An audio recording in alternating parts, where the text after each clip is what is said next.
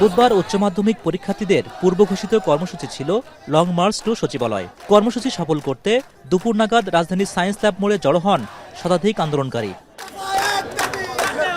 সড়ক অবরোধ করে ঘণ্টাখানেক বিক্ষোভ করেন তারা। বলেন, তাদের দাবি এখন কেবল একটাই, শিক্ষামন্ত্রীর পদত্যাগ। আমরা তাদের মতো অটোপাস চাই না, এটা আমাদের সবথেকে বড় ভুল। আমরা পড়ছি, আমরা চাইতেছি সুষ্ঠুভাবে পরীক্ষা দিতে, কিন্তু এটাকে ওনারা উল্টাপাল্টা ভাবে এটাকে বাই করতেছে কি আমরা কি অটোপাস চাইতেছি। আমাদের পরীক্ষা 2 দিন পিছানো লাগবে, আমরা শিক্ষামন্ত্রীর পদত্যাগ চাই, এটাই হচ্ছে আমাদের দাবি। কিছু পরে সচিবালয় অভিমুখে লং মার্চ শুরু করেন তারা। ঢাকা বিশ্ববিদ্যালয় এলাকা দিয়ে পায়ে হেঁটে শিক্ষা ভবন মোড়ে এলে প্রথম কোনো পুলিশি বাধার সম্মুখীন হন আন্দোলনকারীরা।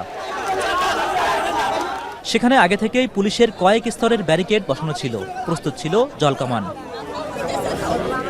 কয়েক দফা চেষ্টা করেও পুলিশের প্রতিবন্ধকতা উপেক্ষা করতে ব্যর্থ হন আন্দোলনকারী শিক্ষার্থীরা।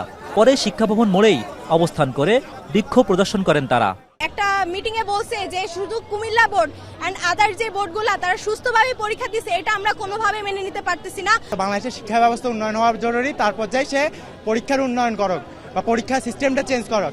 শেষ বিকেলে রাজধানীর আরও কয়েকটি শিক্ষা প্রতিষ্ঠানের শিক্ষার্থীরা আন্দোলনে একাত্মতা পোষণ করলে সংখ্যা বাড়ে আন্দোলনকারীদের। তবে দাবি আদায়ের কোনো লক্ষণ স্পষ্ট না হয় চলে যান তারা।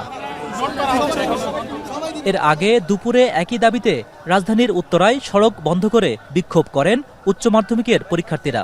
এতে ঢাকা ময়মনসিংহ মহাসড়ক দিয়ে যান চলাচল বন্ধ হয়ে যায়। সৃষ্টি হয় কয়েক কিলোমিটার যানজট। চরম ভোগান্তিতে পড়েন চলাচলকারী সাধারণ মানুষ।